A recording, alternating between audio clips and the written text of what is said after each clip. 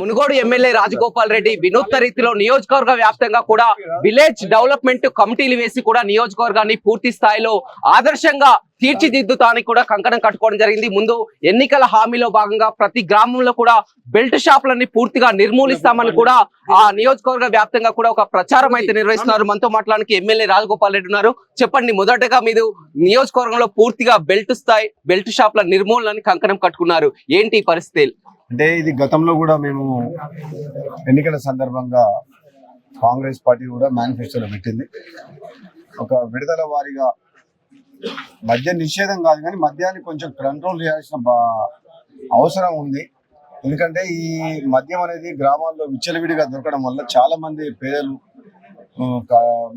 కొందరు బానిసలై ఎన్నో కుటుంబాలు నాశనం అవుతున్నాయి. కాబట్టి మా మున్గోడు నియోజకవర్గంలో నేను ఎన్నికల సందర్భంగా ఇచ్చిన హామీ మేరకు చాలా మంది మహిళలు వాళ్ళ బాధలు చెప్తున్నారు. కాబట్టి మేము ఈ గత 15 రోజులుగా అధికారులను కూడా అప్రమత్తం చేసి ఎక్కడైతే పర్మిషన్ లేకుండా ఇల్లీగల్ గా బెల్ట్ షాపులను అమ్ముతున్న వాటిని కంట్రోల్ చేయాలని చెప్పి నిర్ణయం చేసుకున్నాం. మా నాయకులందరూ కూడా గ్రామాల్లో ప్రతి ఒక్కరు కూడా మా కాంగ్రెస్ పార్టీ నాయకులు కార్యకర్తలందరూ కూడా దీని మంచి కార్యక్రమం కాబట్టి దీన్ని ప్రజల్లోకి విస్తృతం తీసుకుపోయి దీన్ని అరికట్టే ప్రయత్నం చేస్తున్నాం. తప్పకుండా మేము సక్సెస్ అవుతామని అనుకుంటున్నాం. గతంలో చాలా మంది కూడా దుష్ప్రచారం చేశారు. రాజగోపాల్ రెడ్డి గెలిచినాక నియోజకవర్గానికి వస్తాడా, తిరుగుతారు అనుకున్నారు. కానీ మీరు పూర్తిగా వారికి చెప్తున్నారు, డెవలప్మెంట్ కమిటీలు కూడా చేసి పూర్తిగా ఇక్కడే ఉంటాను, గ్రామంలో కూడా ఏ సమస్యలు ఉన్నాయో ఒక కమిటీలు వేస్తున్నామని కూడా చెప్తున్నారు. త్వరలో కూడా మీరు నిజామాబాద్ కూడా వీరిని తీసుకెళ్లి కూడా చూపిస్తామని చెప్తున్నారు. డెఫినెట్ గా కొన్ని గ్రామాలు నాకు మన నిజామాబాద్ జిల్లాలో విలేజ్ డెవలప్మెంట్ కమిటీ ఫామ్ చేసుకుని ఎంతో క్రమశిక్షణతోటి ఆ గ్రామాల్లో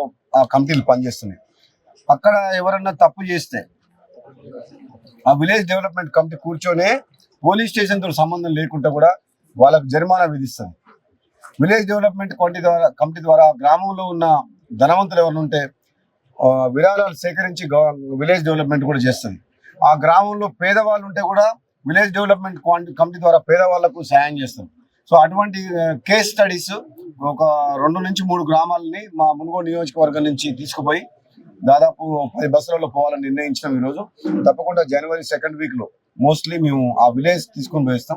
అక్కడ గ్రామాల్లో ఏ విధంగా ఎన్నో ఏళ్లుగా ఆర్మూరు డివిజన్ లో కొన్ని గ్రామాల్లో ఆర్మూరు నియోజకవర్గం, బాల్కొండ నియోజకవర్గంలో నా దృష్టికి వచ్చినాయి. కాబట్టి మా మునుగోడు నియోజకవర్గంలో కూడా కొన్ని కార్యక్రమాలు చేపట్టాలంటే వాళ్ళ ఏ విధంగా పద్ధతులు అవలంబిస్తారు స్టడీ చేసేందుకు పోవాలని నిర్ణయించుకున్నాం. ఇక రాష్ట్ర రాజకీయాలకు వద్దాం. మీరు అసెంబ్లీలో కూడా మొత్తం ఈ 10 ఏళ్ల కాలంలో బీఆర్ఎస్ ప్రభుత్వంపై శ్వేతపత్రం విడుదల చేయడం జరిగింది. కానీ నిన్న బీఆర్ఎస్ వర్కింగ్ ప్రెసిడెంట్ శ్వేతపత్రం విడుదల చేసి మేము అప్పు చేసింది 3 లక్షల కోట్లు అయితే మీరు 6 లక్షల కోట్ల అప్పులు చేశామని కేవలం అప్పులే చూస్తున్నారు. కానీ మొత్తం కూడా ఒక 50 లక్షల కోట్ల ఆదాయ మార్గాలను కూడా చూపించాం మా ఆస్తిని కూడా అని చెప్పి కేటీఆర్ చెప్తున్నారు. మీరేమంటారు? 3,17,000 అని చెప్పేది ఏంటంటే స్టేట్ గవర్నమెంట్ అప్పు. ఆ ఎస్పీలు special purpose vehicle corporations separate గా క్రియేట్ చేసిండ్రు అప్పు కోసం అని చెప్పి.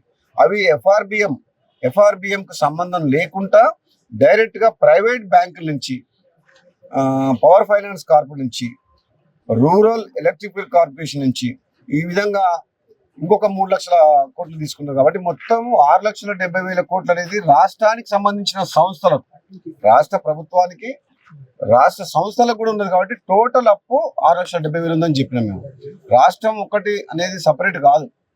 దానికి సంబంధించిన ఆర్టీసీ కావచ్చు, జిహెచ్ఎంసీ కావచ్చు, కాళేశ్వరం ప్రాజెక్టు కార్పొరేషన్ కావచ్చు, పాలమూరు కార్పొరేషన్ కావచ్చు, సీతారామ ప్రాజెక్టు కావచ్చు, ఇవన్నీ కూడా రాష్ట్రానికి సంబంధించిన అప్పులే. కాబట్టి మన రాష్ట్రానికి మొత్తం కలిపి 6,70,000 ఉందని చెప్పినాం. అది వాస్తవము. సంపద సృష్టించడం అనేది అది కేటీఆర్ కాదు. ఏదైతే డెవలప్మెంట్ ఉందో,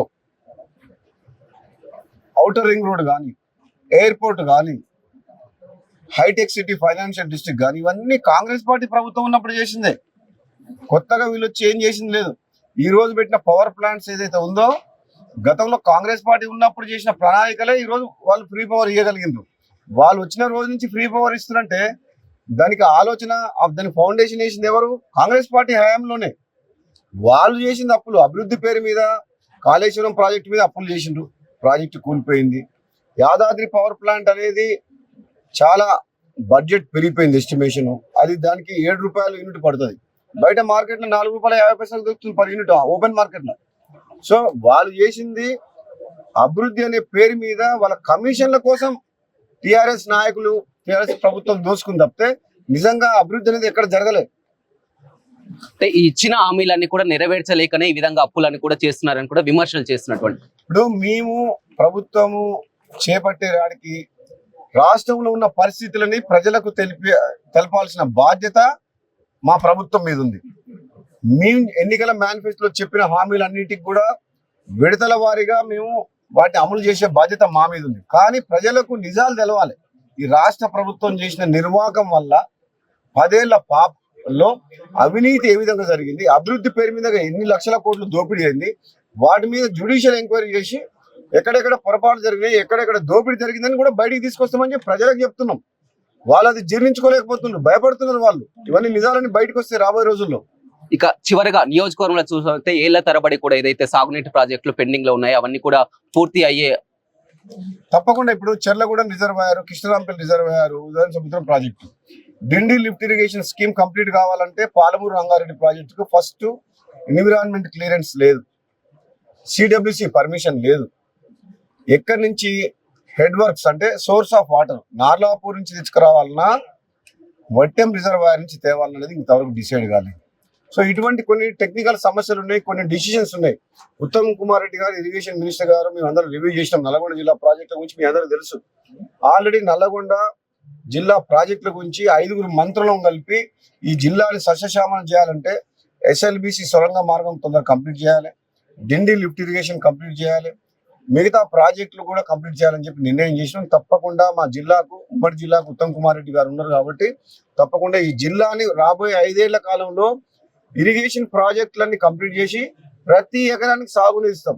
ముఖ్యంగా ఈ మునుగోడు నియోజకవర్గంలో 2.5 లక్షల ఎకరాలకు సాగునీరు వచ్చే అవకాశం ఉంది. తప్పకుండా నేను ఒక కమిట్మెంట్ ప్రకారం నన్ను ప్రజలు గెలిపించారు కాబట్టి ఈ ప్రాంత రైతాంగానికి హామీ ఇస్తున్నా. మీరు కొంచెం ఓపిక పట్టండి. రాబోయే 5 ఏళ్ల కాలంలో ఇరిగేషన్ ప్రాజెక్ట్స్ తో పాటు రోడ్ నెట్వర్క్ కానీ, ఇండ్లు కానీ, గవర్నమెంట్ హాస్పిటల్స్ కానీ, గవర్నమెంట్ కాలేజెస్ కానీ, స్కూల్స్ కానీ, సంక్షేమ పథకాలు కానీ అన్ని కూడా మన మునుగోడు ప్రజలకు అందుతాయి. ఈ యొక్క కమిట్మెంట్ తోటి పనిచేస్తే ఈ మునుగోడు నియోజకవర్గాన్ని డెవలప్ చేయాలని ఆలోచన ఉంది. కాబట్టి ఇవన్నీ చేసే సమయం రాబోయే 5 ఏళ్ళు వాళ్ళ కాలం సరిపోతుంది మనకు. అదేవిధంగా ఈ మద్యపాన నిషేధం విషయంలో కూడా మీరందరూ కూడా నాయకులందరూ కూడా మునుగోడు నియోజకవర్గ నాయకులందరూ కూడా మాకు సహకరిస్తుంటారు. తప్పకుండా department, excise department, police department కూడా కోరుతున్నాం. ఇల్లీగల్ గా ఎవరైతే అమ్ముతున్నారో ఈ మద్యాన్ని అరికట్టాల్సిన బాధ్యత, సామాజిక బాధ్యత మా అందరి మీద ఉన్నది. ఒక డిపార్ట్మెంట్ మీద కాదు, ప్రతి ఒక్క పౌరుని మీద ఉన్నది.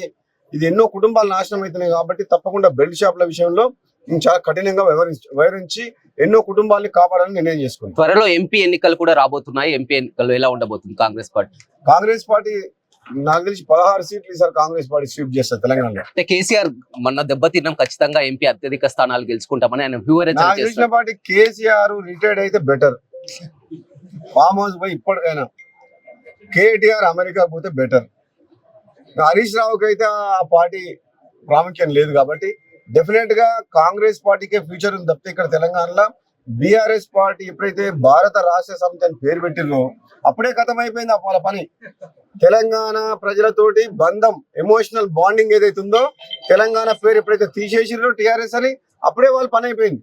తెలంగాణ ప్రజలతో బంధం పెంచుకున్నారు కాబట్టి రాబోయే రోజుల్లో కాంగ్రెస్ పార్టీనే ఉంటుంది తప్పితే తెలంగాణలో బీఆర్ఎస్ పార్టీ ఉండదు. రైట్, చూడొచ్చు. ప్రజలకు ఇచ్చిన హామీలన్నీ కూడా నెరవేరుస్తాం అనుకుని ఒక్కో హామీని నెరవేరుస్తాం. అదేవిధంగా నియోజకవర్గంలో ఉన్నటువంటి పెండింగ్ ప్రాజెక్టులను కూడా పూర్తి చేస్తాం. నియోజకవర్గంలో కూడా అభివృద్ధి కమిటీల పేరుతో మొత్తం అన్ని గ్రామాల వారిగా వేస్తాం. అదేవిధంగా నియోజకవర్గంలో పూర్తి స్థాయిలో కూడా బెల్ట్ షాపులను కూడా నిషేధం చేస్తామని కూడా ఎమ్మెల్యే రాజగోపాల్ రెడ్డి చెప్తున్నారు. ఓ టు స్టూడియో.